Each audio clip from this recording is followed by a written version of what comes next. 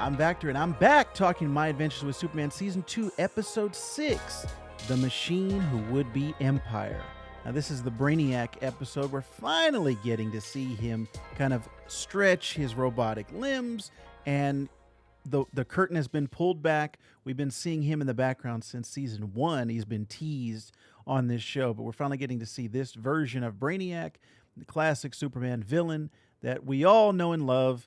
And I really had a blast with this episode. I had a great time with Cara learning about Brainiac maybe not being who she thinks he is, and the mind manipulation that's been going on, erasing her memory, showing all these different planets that she's been going around conquering for Brainiac in the efforts for Krypton. She thinks she's doing it, for noble causes, but we're seeing the actual evil intentions of Brainiac, and voiced by Michael Emerson from Lost fame.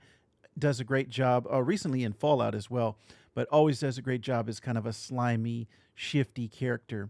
So I really liked everything with Clark learning about his Kryptonian, something that else that's from his Kryptonian heritage besides Jor-El, which he found out earlier in the season.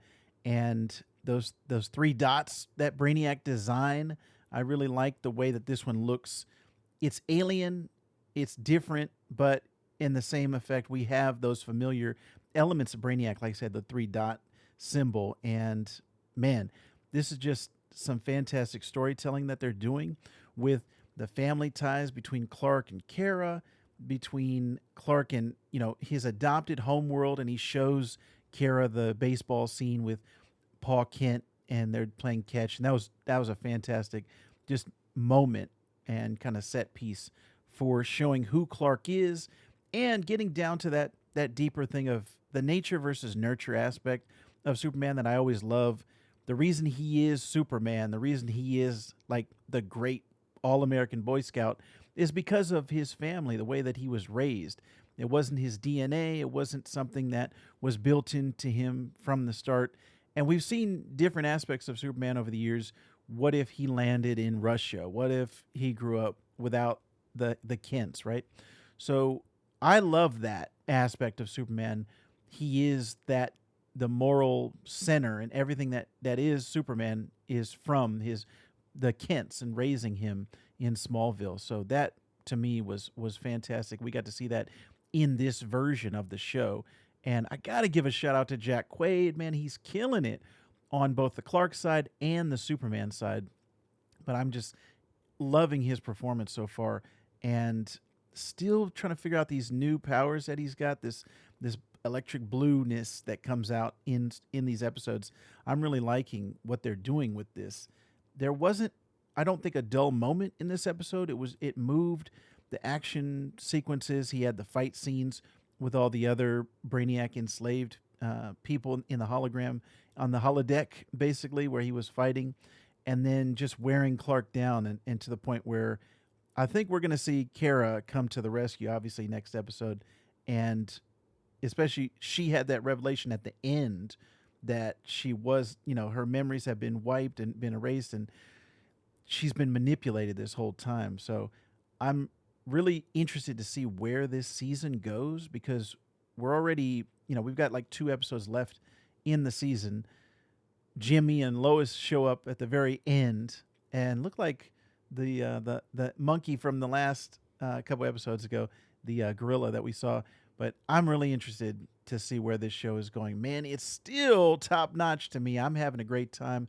Shoff, I don't know what you are smoking, man. You left because you weren't enjoying it, but I'm still having a blast, having a great time. And I'm curious, is this season doing it for you? Are you enjoying this season overall as a whole? Are you falling on the Shoff side of it's not holding your attention, you've got other things that you want to be doing?